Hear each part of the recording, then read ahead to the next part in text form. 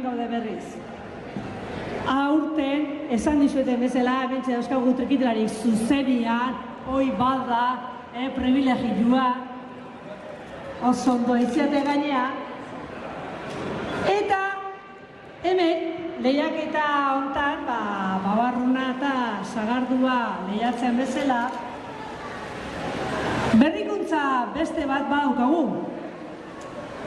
Igor Gorriti sukaldariak bere laguntza eman du babarrunak era ezberdinetan prestatuz.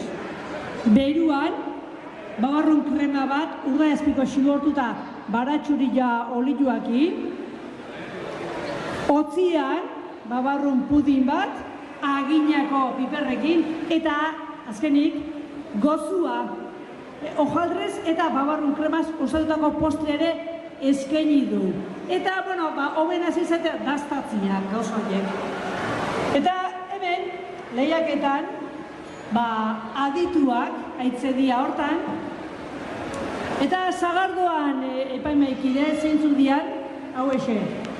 Imanol Ikutza, Peñapagola Kalexarko elkartetik, Ane Azkonabieta, Urdeira sagardotegitik, Beñat Larrañaga Aitzaga elkartetik, Aingeru Orbegozo Maspildei elkartetik, Mikel Arreiaga Sagardo egunaren lagunan bidetik, eta Xabier Mikel Errekondo Aitzaga elkartetik. Sagardo botatzaile lanetan zein izango ote da urten? Inork ote daki, inork izautze ote du Usurreko sagardo tiratzaile gazte hau.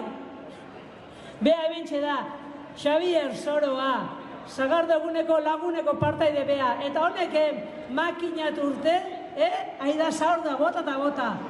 Eta ondo ite gainea, oso ondo, segiola. Eta babarrunak, hementxe, Tolosako babarruna elkartetik etorri zaigu epaimaikide izateko Xabier, eta herritarra, baitaren lehiaketan epaimai izango duna, Jose Mari Iribar. Aurten, babarrunetan 10 lagun aurkeztu dira. Justu 10 izan dua, baina alaxi izan dua. Eta jakitzu urtetan asko parte hartu dezuela. 50 partei dire iritsi izan duia. Pixkanaka bera hindu. Baina ia datorren urtean berriz horren gehiago ere itean, jasotzean eta aurkeztean lehiaketan.